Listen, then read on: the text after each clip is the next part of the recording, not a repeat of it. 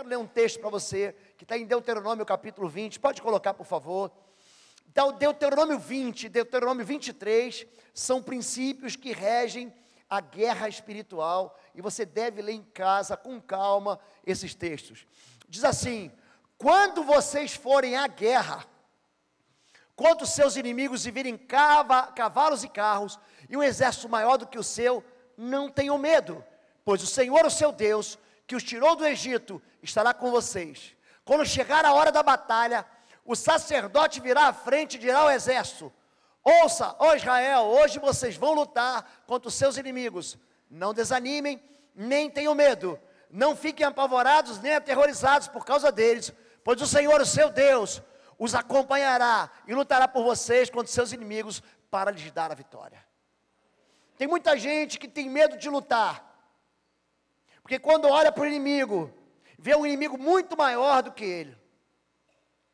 A grande verdade é que quando Deus fala sobre obediência, em Deuteronômio 28, diz assim, ó: se tu atentamente ouvires a minha voz para me obedecer, essas bênçãos virão sobre ti e te alcançarão.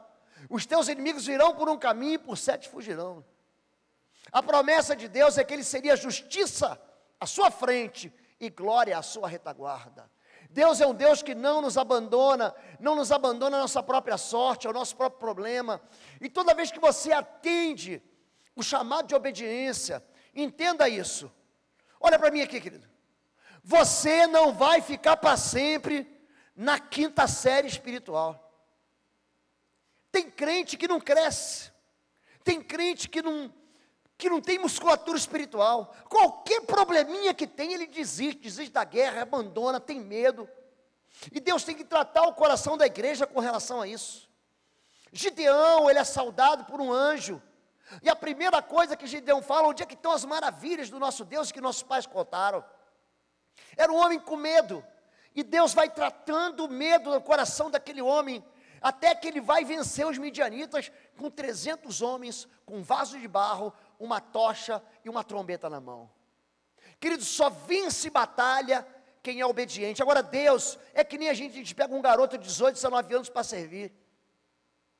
Gente, ninguém forja uma tropa de soldados vencedores de guerra, colocando eles debaixo da árvore, debaixo da sombra, tomando água de coco. Você vai atravessar problemas, e Deus tem o deserto sob medida para a sua desobediência. Você acha que você vai semear e não vai colher? Querido, o mundo espiritual é uma terra extremamente fértil. O que você planta, você colhe. Colhe. Aquele que semeia na carne colhe corrupção. Mas o que semeia no Espírito colherá da vida eterna. Existe uma resposta espiritual. Gente, Davi é um homem segundo o coração de Deus. E ele está um dia passeando pelo seu palácio à tarde, e ele olha para a vizinha do 404, era uma mulher lindíssima, e ela está tomando banho. E no coração dele, ele começa a nutrir uma possibilidade de ter um relacionamento ilegítimo com aquela moça. Ele se deita com ela, e ele fala: ninguém viu. Mas como ninguém viu? O mundo espiritual viu e conspirou contra ele. Quando Natan chama ele para uma conversinha, diz o seguinte para ele: Davi, vem cá, porque você tomou Batseba, esposa do meu servo Urias. Olha como é que Deus, a palavra de Deus diz que os olhos do Senhor tinham para passear por toda a terra. Você acha que você está fazendo escondido, ninguém está vendo. É por isso que você perde as suas guerras. Deus chama Davi, eu estou falando o homem extraordinário, o rei Davi, homem do qual eu não posso amarrar a sandália dele. Porque você tomou Batseba, esposa do meu servo Urias, e matou Urias com a espada de Amon. A espada jamais sairá da tua casa. O que você fez nas trevas, você fez escondido, os teus filhos vão fazer a luz do meio-dia. Você semeou, Davi, você vai colher derrota. Você semeou o caos, você vai colher a tragédia. Hoje eu quero levar você para um outro lugar. Não para o lugar da ameaça, mas para o lugar da resposta da bênção do Senhor. Querido, você quer vencer batalha espiritual de verdade? Ou você quer continuar para sempre um dependente do seu pastor, do seu líder de célula? Você quer aprender a vencer de verdade? Porque eu vou te dar aqui 10 leis de vitória espiritual, 10 leis para vencedores. Você quer receber isso? Então vamos lá. Quando você for à guerra, é assim que começa Deuteronômio. Quando tu fores à guerra, vamos aprender então. Número 1, quando nós falamos de guerra, eu tinha um comandante que me falava isso quando eu era tenente. Lobo, não se mata inimigo grande com arma pequena. 1 Samuel 13, 19 a 22 diz: naquela época não havia nem mesmo um único ferreiro em toda a terra de Israel, pois os filisteus não queriam que os hebreus fizessem espadas e lanças. Assim, eles tinham que ir aos filisteus para afiar seus arados, enxadas, machados e foices. Por isso, no dia da batalha, presta atenção nisso. Por isso, no dia da batalha, nenhum soldado de Saul e Jonatas tinha espada ou lança nas mãos, exceto o próprio Saul e seu filho. Jesus, em Lucas 22, diz: se você não tem espada, venda a sua capa e compra uma. Eu me lembro de uma ocasião, eu e Fabíola trabalhamos com libertação e batalha espiritual por obediência. Não foi um chamado vocacional. O meu pastor, eu tinha terminado o seminário já há muito tempo, e ele queria implantar, ele veio do Rio de Janeiro, queria implantar o Ministério da Libertação na nossa igreja Batista em Curitiba. Imagina uma igreja tradicional, gente. E ele queria fazer um culto de libertação no meio de uma igreja batista. E por acaso, um dia lá, uma pessoa foi no culto, manifestou um espírito imundo. Eu já tinha lidado com isso algumas vezes. E eu vi que o pessoal estava com dificuldade. Eu falei: pode deixar, está amarrado já, em nome de Jesus. Em nome de Jesus. Ele começou a xingar todo mundo: cala-te, sai! E saiu. Aí todo mundo ficou olhando para mim e falou: o que é? Não sou eu não. É o nome do Cordeiro, é o nome do vencedor. É o nome de Jesus. E aquilo chegou no meio da igreja, e o pastor falou assim: eu vou te ordenar, você vai assumir o ministério de libertação nessa igreja. E eu comecei. Assim como quem não conhece nada, mas eu recebi um conselho de um pastor que me discipulou e falou assim: Lobo, 2 coisas, palavra de Deus e jejum, é isso que você vai ter que trabalhar. E eu passei então a ler 10 capítulos da Bíblia por dia. Se você ler 10 capítulos da Bíblia todo dia, você vai ler a Bíblia inteira em 4 meses, 3 vezes ao ano, pronto. Eu posso chegar morto ou me levantar cansado. 10 capítulos da Bíblia é o meu café da manhã, o meu jantar. Se você não tem uma arma espiritual, tem muita gente querendo lutar com as trevas sem armas espirituais. E a única arma de encontro, de combate, de confronto, é a palavra de Deus, gente. Ela é a espada de 2 gumes que penetra a divisão de alma e espírito. Ela revela, discerne pensamentos e intenções. Jesus diz: eu batalhei com a espada da minha boca. A palavra de Deus, gente, é aquilo que vence as trevas. Quando Satanás vai tentar Jesus, em Mateus capítulo 4, Jesus não lida no... Tem muita gente querendo lutar assim. Eu já vi gente querendo expulsar demônios orando língua estranha. Gente, quem ora em línguas fala a Deus, não fala ao cão, não. Não, pastor. Não, mas é interessante como é que nós somos ignorantes com relação a isso e vivemos em trevas. Jesus disse: está escrito, e também está escrito. Escute o que eu vou aprender, você vai ensinar agora. Eu vou te ensinar agora. Não existe confronto entre Deus e o diabo. Não existe um confronto num ringue entre Deus e o cão. Gente, isso é ridículo. Ridículo. Deus é criador, o diabo é criatura. Quando a Bíblia fala dos dias do fim, no livro do segunda carta de Paulo aos Tessalonicenses, ele diz assim: o Senhor, o destruirá com o sopro da sua boca, no resplendor da sua glória e na sua vinda. Não existe combate entre Deus e o diabo, não existe. O único conflito que existe é entre a verdade e a mentira. Se você conhecer a verdade, que se você tiver a verdade como ferramenta de ataque, a verdade vai te libertar de verdade. Eu lembro de um processo de libertação, um dos primeiros. Hoje espírito imundo falou assim: eu não vou sair, ela é minha, a mãe dela me deu. Derramaram o sangue de um garrote, e mataram não sei o que, fizeram um trabalho na cachoeira, na Mata Virgem, no cemitério. Gente, na hora aquela palavra veio na minha boca: assim diz o Senhor, todas as almas são minhas, em nome de Jesus, solte ela, sai, e não volte nunca mais. Aquela moça levantou, gente.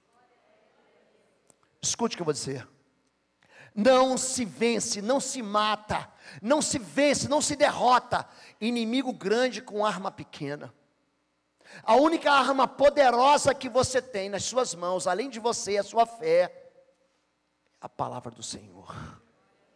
Posso ouvir um amém mais aleluiado? Amém. Número 2, quando nós falamos de leis de guerra espiritual, você é a arma poderosa de Deus. Jeremias 51, de 20 a 21, você é meu martelo, a minha arma de guerra, com você eu despedaço nações, com você eu destruo reinos, com você eu despedaço o cavalo e cavaleiro, com você eu despedaço o carro de guerra e cocheiro.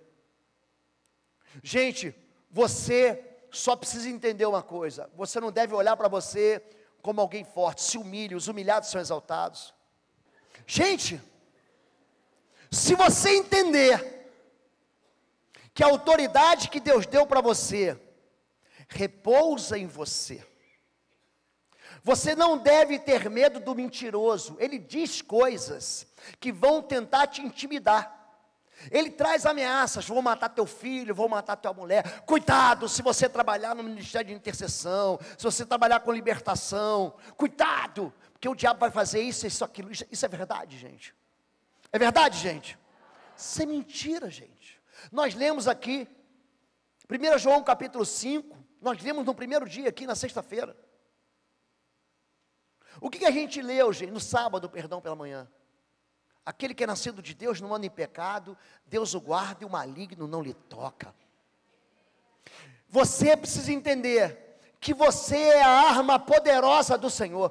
Se você juntar a palavra de Deus com fé, pega a palavra de Deus que você está lendo, mistura com arroz, com feijão, e deixa ela entrar no teu estômago, no teu ventre.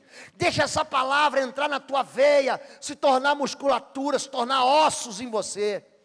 Gente, se você entender que você é a única esperança na sua casa, você é a única esperança na sua família. Tem homens e mulheres aqui que os únicos crentes são vocês, e eles andam e vivem num ambiente tóxico. São lares absolutamente doentes, são lares cheios de hostilidade. Você é a arma poderosa do Senhor. E as pessoas vão dizer para você: eu não quero que você fale de Deus, eu não quero que você fale disso.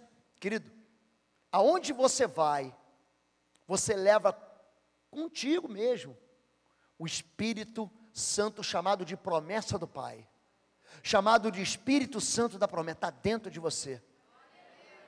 Número 3, quando se fala de leis de guerra espiritual, você é o caçador e não a caça. Nós fazemos um curso chamado Curso Intensivo de Guerra na Selva. Alguém fez SIGs aqui? Sempre tem alguém que fez SIGs, não? O curso intensivo de guerra na selva, você aprende as 6 leis da guerra na selva. E a 5ª lei é: haja sempre como caçador e nunca como caça. Ou seja, você é o valente guerreiro e você não é a vítima. Aprontem seus escudos e marchem para a batalha. Ponham raiz nos cavalos e montem. Formem filas e ponham capacetes. Afiem as lanças e vistam as couraças. Romanos 8,15. Não recebeste o espírito de escravidão para outra vez estares com medo, mas recebeste o espírito de adoção de filhos. Querido, você é filho. Você aqui não é a vítima, porque as portas do inferno não prevalecerão. Você crê que essa palavra de Deus é verdade? Então, querido, aprenda isso. Você é o caçador, você está no topo da cadeia alimentar. Muita gente não vence porque tem medo e fica intimidado. Em Números capítulo 13, é uma parte muito triste da história de Israel. Eles chegam na beira da promessa, na fronteira, eles vão visitar, os 12 espias chegam lá, e quando voltam eles falam assim: não, olha, os midianitas, eles moram aqui, e ali os amalequitas no deserto, e os jebuseus moram em fortalezas. Eles são grandes demais para nós somos como gafanhotos. Eles tiveram medo, eles ficaram intimidados. Caleb, filho de Jefoné, ele diz o contrário: eia, subamos, não temais, apenas sejam obedientes ao Senhor, porque nós vamos devorá-los como pão. Querido, os problemas são para a gente uma razão para a gente olhar para trás e falar assim: eu venci. Davi jamais seria conhecido se não houvesse um Golias, jamais. Você não lembra de quase nenhum, eu sei os 3 nomes de 3 filhos de Jessé, fora Davi. Mas a maioria da igreja aqui só lembra o nome de Davi. Por quê? Porque o vencedor é aquele que não larga a lança. O vencedor é aquele que diz: só por cima do meu cadáver. A palavra de Deus diz para mim e para você: se você tiver fé e não duvidar, tudo te será impossível. Querido, você é o caçador e não é a caça. Número 4, não se confraternize com o inimigo. Existe um regulamento para regimento de carro de combate do Exército Brasileiro. Você sabia que nenhum soldado oficial pode fazer paz com o inimigo? Sabia disso? Nós não ensarilhamos as armas, nós não colocamos a baioneta vai ficar para sempre no meu fuzil, para sempre. Eu não faço amizade com o diabo. Número 4, pode passar aí. Não permitam, então, que o pecado estabeleça qualquer poder sobre seus corpos mortais, fazendo vocês cederem suas luxúrias. Nem entregue partes do seu corpo para serem como se fossem armas do mal, para os propósitos do diabo. Mas como homem resgatado da morte certa, coloque-se nas mãos de Deus como armas para o bem, para os seus próprios propósitos. Uma das experiências mais impressionantes que eu tive na minha vida, eu orei com uma senhora. Gente, pensa uma mulher amaldiçoadora. Ela perdia o controle, e da boca dessa mulher saía tanta palavra de violência, de estupidez, de ameaça. Gente, isso está aqui dentro. É só um reflexo, é só um fruto de uma raiz que está firmada num território podre. O Espírito Imundo manifestou, a língua dessa mulher esticou, veio no umbigo. Você crê nisso? No umbigo.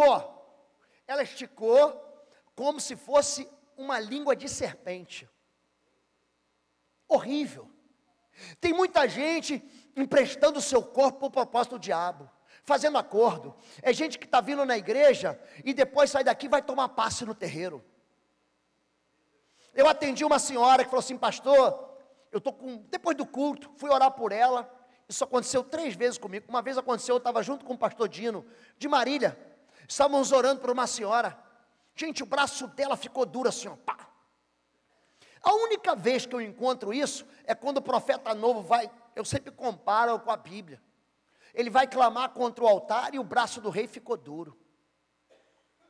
Quando o braço ficou duro, em nome de Jesus, solte ela. Ela falou: o que é isso aqui? O que você fez com essa mão? Cometeu alguma injustiça? Matou alguém? Você tem alguma marca de escravo, de tatuagem? Não.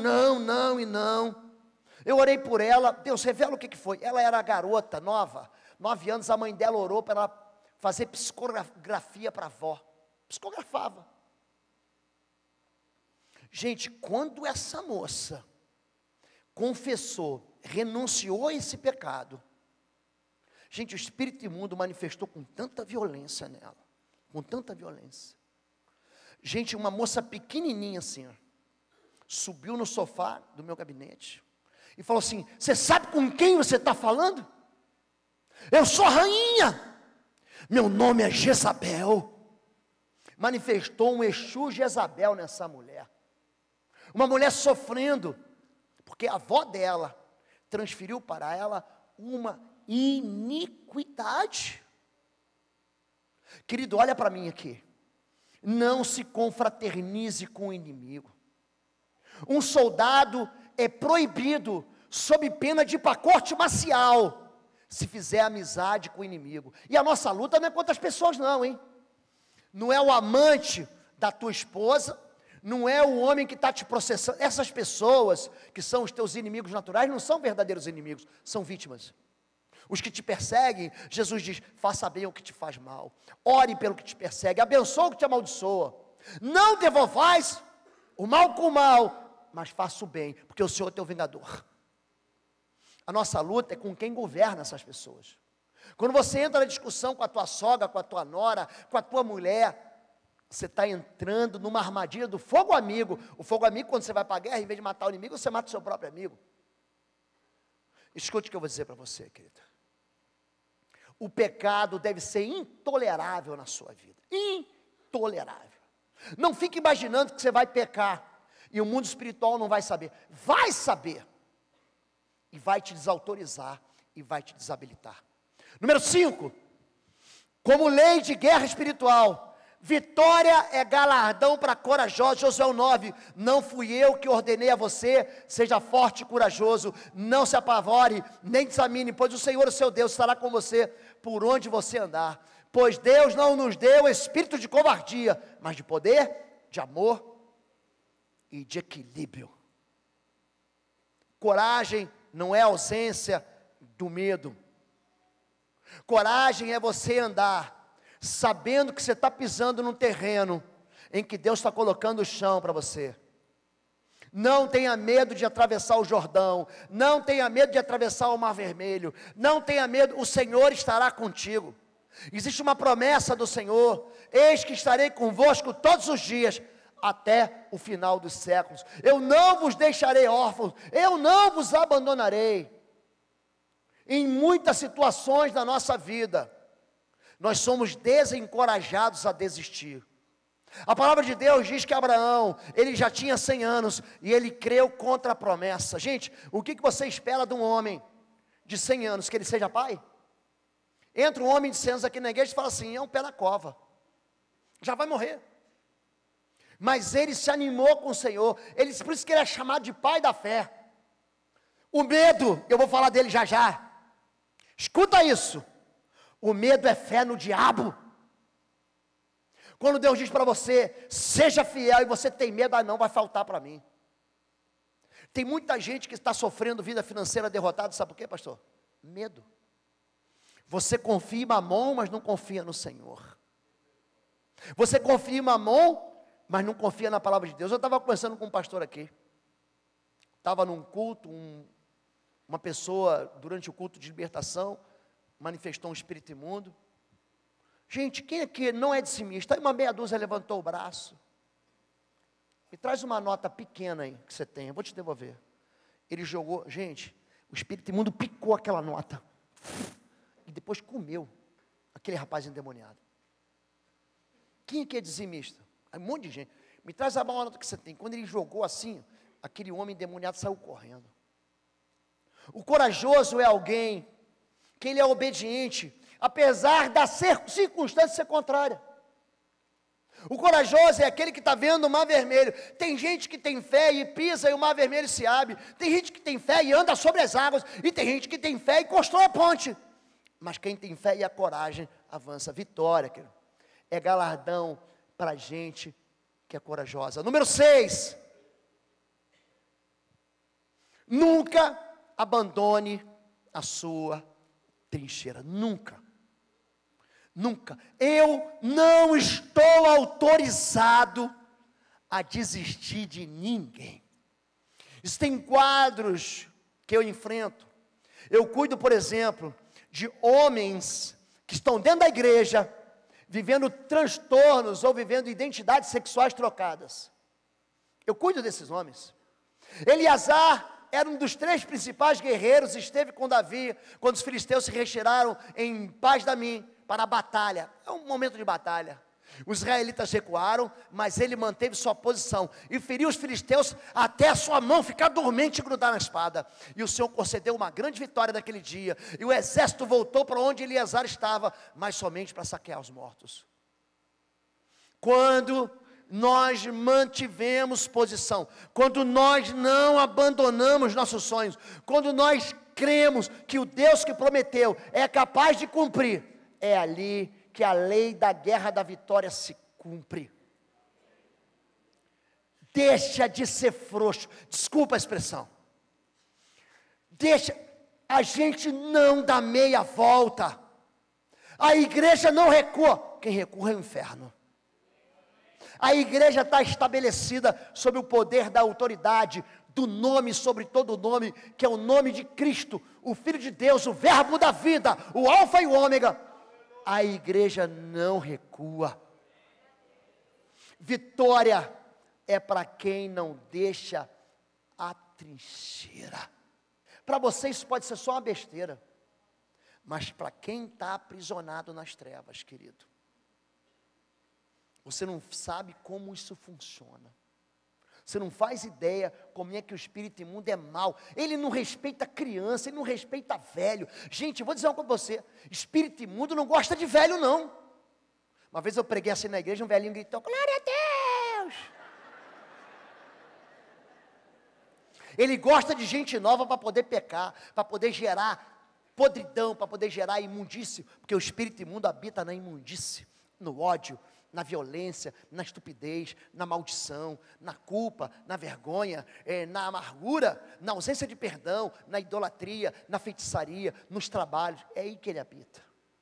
Próximo, lei de guerra espiritual. Quando nós falamos de lei de guerra espiritual, 7, defenda-se sempre atacando. Samuel 14:6. E Jonatas disse a seu escudeiro: vamos ao destacamento daqueles incircuncisos. Talvez o Senhor age em nosso favor, pois nada pode impedir o Senhor de salvar, seja com muitos ou com poucos. Mateus 16:8. As portas do inferno não prevalecerão. Eu fui atender uma moça. Essa moça, na verdade, eu fui na casa de uma mulher. Ela me ligou: pastor, minha filha está tentando suicídio. Eu larguei tudo, fui para lá, e às 3 da manhã.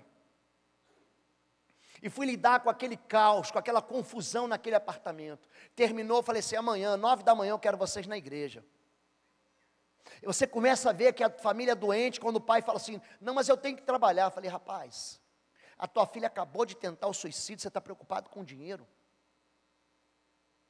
Amanhã, 9 da manhã na igreja. Quando eu cheguei no carro na igreja, um sujeito, gente, eu fui criado no Rio de Janeiro até meus 15 anos, você está entendendo que o meu sotaque é esse, mas depois eu saí por aí, eu morei em Minas Gerais, estudei em São Paulo, me formei lá em Pirassununga, fui para Guaratinguetá, interior de São Paulo, voltei para Curitiba.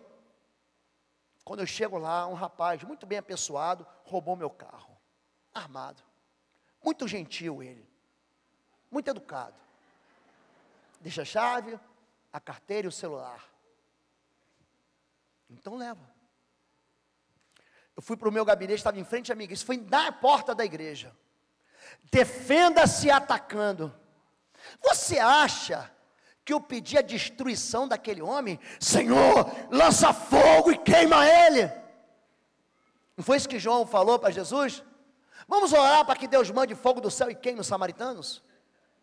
Vós não sabeis de que espírito vós sois. Querido, anda no propósito contrário das trevas. Eu falei: Senhor, salva esse homem. Gente, eu tirei 3 dias para jejuar por esse homem, o ladrão. Não deixe ele morrer sem te conhecer, não abandona. Deus abençoa esse homem em nome de Jesus. Senhor, traz arrependimento. Meu carro estava no seguro, mas ele mandou devolver o meu celular na porta da igreja com táxi. Você já viu ladrão mandar devolver celular? Gente, a secretária veio: pastor, o motorista de táxi mandou dizer, o moço que tomou do som mandou devolver. Defenda-se atacando. Olhe para mim. O teu filho está envolvido com droga. Não peça para Deus matar ou destruir a vida do traficante. Você quer vencer a batalha? Isso é uma lei de guerra espiritual que vem molhada, carregada pela graça do Novo Testamento. Ora para Deus converter o traficante. Senhor, eu lanço uma palavra de bênção e arrependimento sobre a vida dos amigos do meu filho. O seu filho foi levado, a sua filha foi levada por alguém que tirou ela do altar. Senhor Deus, salve esse homem, incomoda ele. Gente, o Espírito de Deus, gente, ele convence do pecado, da justiça e do juízo. Espírito Santo de Deus, leva uma voz até a minha filha, até o meu filho, até o namorado, até o amante. Senhor, salva. Vou te falar uma coisa, hein?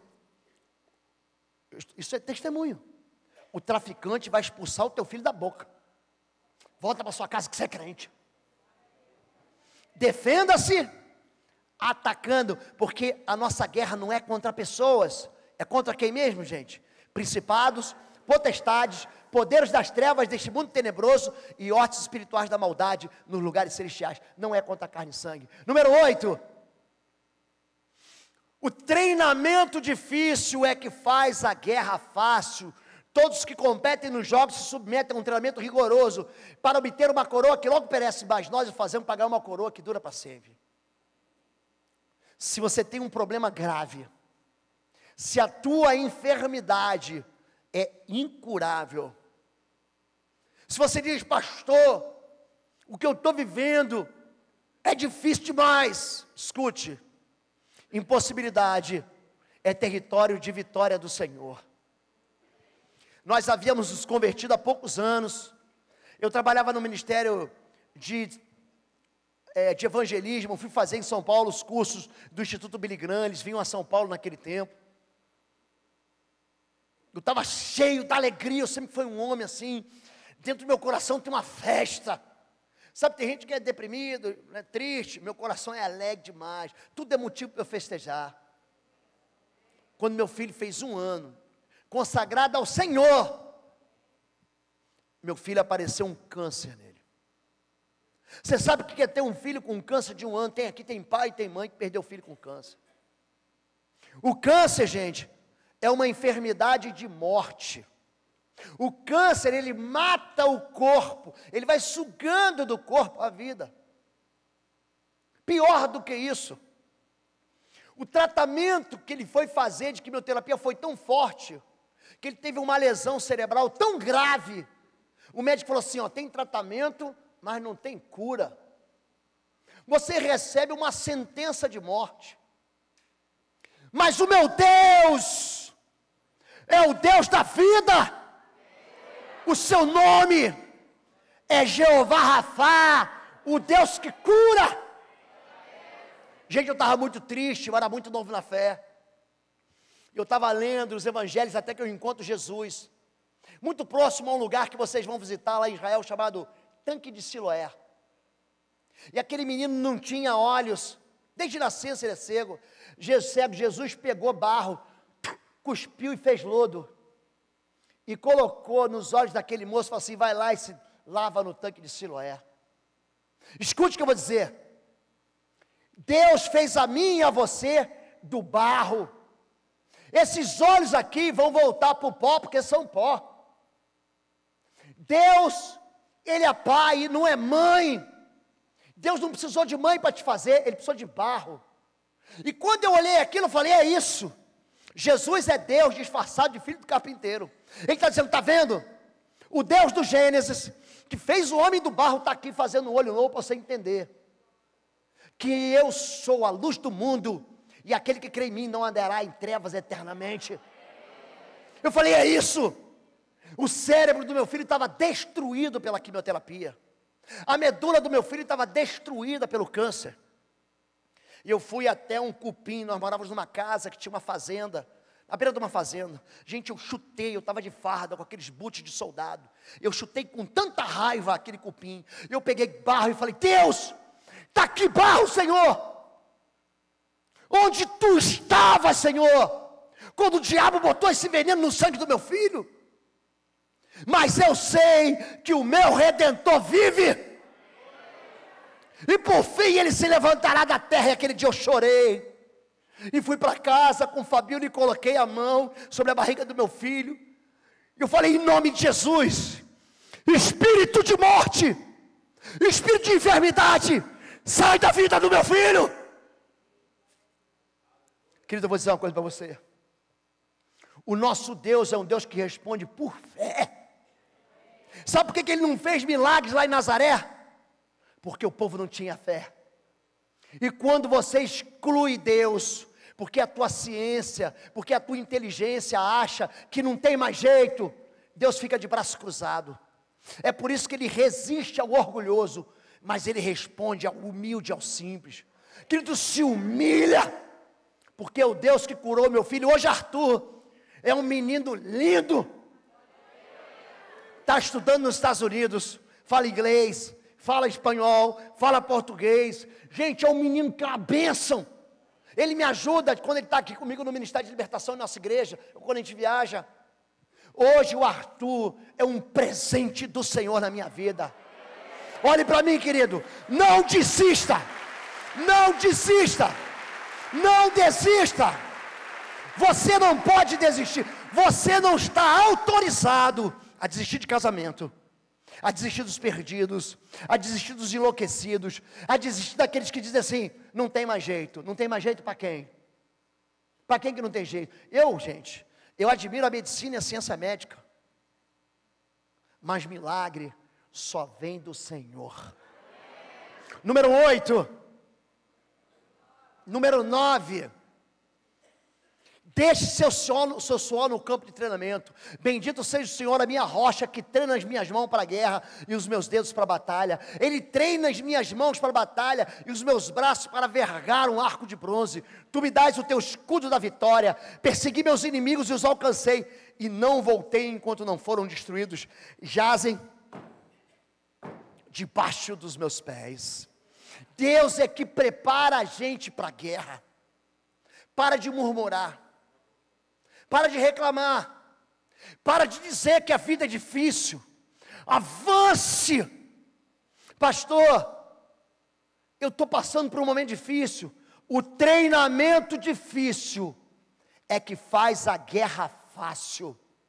Davi, ele já havia lutado com o leão, tem 2 metros, tinha lutado com o urso, tinha 2,5 metros, aparece um gigante endemoniado filisteu de 3 metros, o Deus que me livrou do urso chama-se patente espiritual. Você vai colecionando patentes. O Deus que me livrou do urso e do leão vai me livrar desse incircunciso filisteu. Gente, Davi, ele vence o filisteu. Pela mão de Mical, ele vence 200 filisteus. Não é um, não, 200. E depois, as mulheres de Israel começam a cantar uma canção. Saul matou 1000, mas Davi matou 10.000. É o treinamento difícil que faz a minha guerra e a tua guerra fácil. Se você aprender a se dobrar diante do Senhor, querido, olha para mim, se humilhe, deixa de ser orgulhoso. Quanto mais você cresce em alguma coisa na sua vida, quando você se torna uma potência poderosa, porque você é um médico poderoso, porque você é um juiz poderoso, um advogado poderoso, um pastor poderoso, um político poderoso, um governante poderoso, você começa a achar que você é alguma coisa. Nós aqui, todos nós somos pó. Eu não sou ninguém. Se você se humilhar, Deus vai te responder. Se o treinamento está difícil, entenda isso, completa o treinamento, completa, porque é isso que faz a guerra fácil. A primeira vez que eu saltei de paraquedas, eu tinha 17 anos, e Fabíola foi comigo, ela tinha 15, nós namorávamos, e ela foi me ver. Gente, e você faz um treinamento de 15 dias para fazer um salto de paraquedas, chama salto de emergência. Você vai enganchado, você coloca um gancho, você salta, e aquele gancho puxa o paraquedas das suas costas. Mas você treina o que, gente? Você treina cair em cima de uma casa, de um telhado, de uma rede elétrica. Você não sabe onde você vai cair. Em cima de uma árvore. Você treina tirar pane do paraquedas, maioeste, charuto. Você treina para você viver, para você vencer, para você chegar inteiro no campo de batalha. Você treina como fazer um aterramento, você treina como cair de lado, como cair de frente, como cair de costas. Se tem vento para lá, se tem vento, você treina. Gente, eu saí daquele treinamento com 55 quilos, magricelo. Mas o treinamento difícil é que faz o que, gente? A guerra fácil. Depois que você salta, você entra naquele avião cantando uma canção. E a canção diz assim: paraquedista, guerreiro alado vai cumprir sua missão. Quando o motor do avião gira, toda a coragem vai embora. Você imagina você adolescente, 17 anos. E o mestre de salto fala para você assim, ó: atenção, prepara para saltar. E você começa a fazer o cheque, capacete, jugular, caixa de abertura, tirante das pernas, você vai checando o teu equipamento, o equipamento do vizinho, e não tem como escapar, você vai saltar. Quando você vê a porta está aberta e alguém está te empurrando, você não escapa, você não diz, já não vou, já era, mas o treinamento difícil faz o quê? Faz a guerra fácil.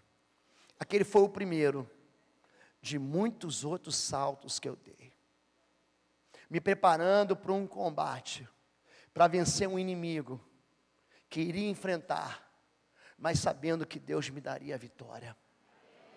Número 10 e último, não deixe seu sangue no campo de batalha, deixe seu suor no campo de treinamento, para não deixar seu sangue no campo de batalha.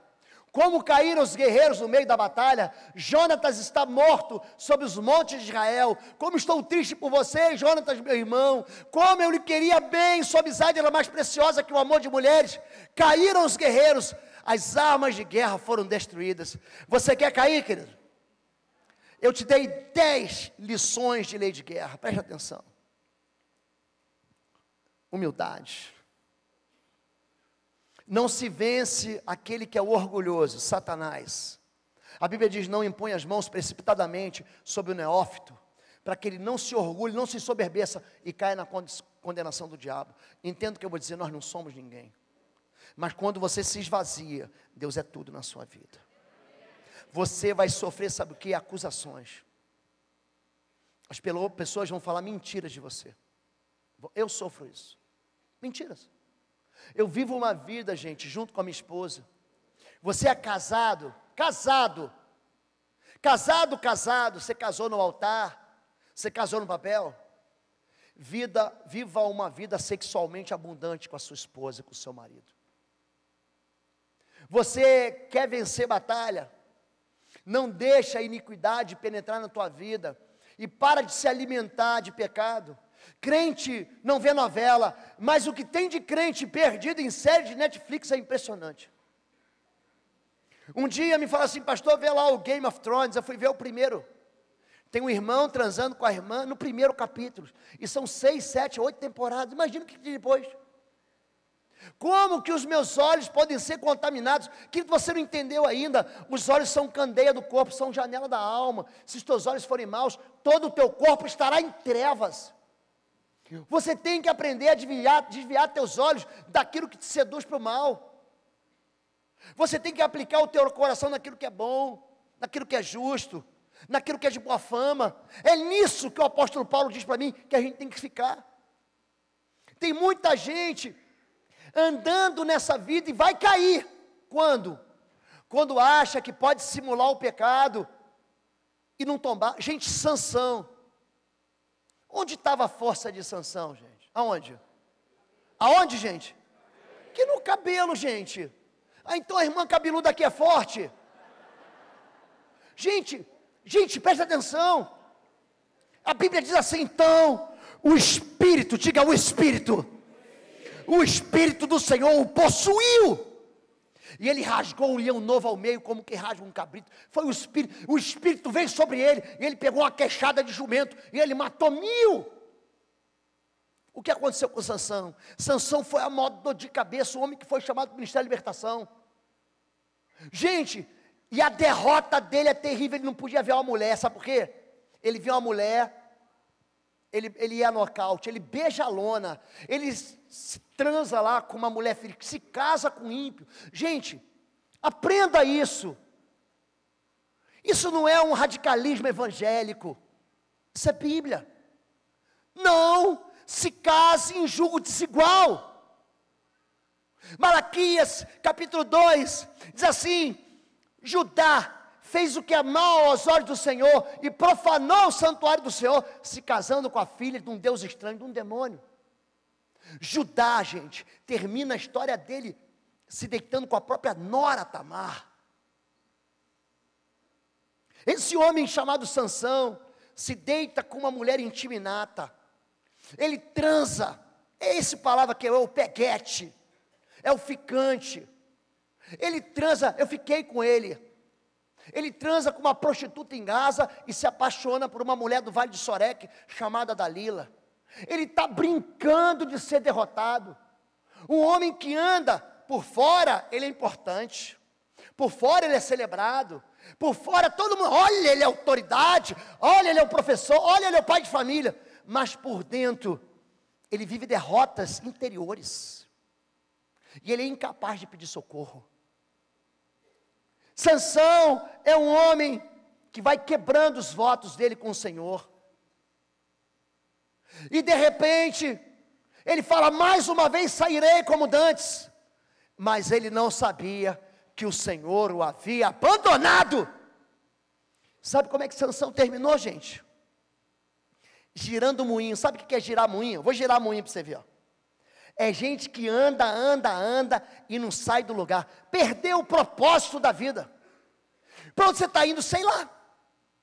O que você espera desse ano? Não sei. Qual é teu sonho, seu plano? Não tenho. Sansão termina algemado, cego, e se torna vergonha para Israel. Você quer vencer batalha espiritual? Então larga o teu pecado.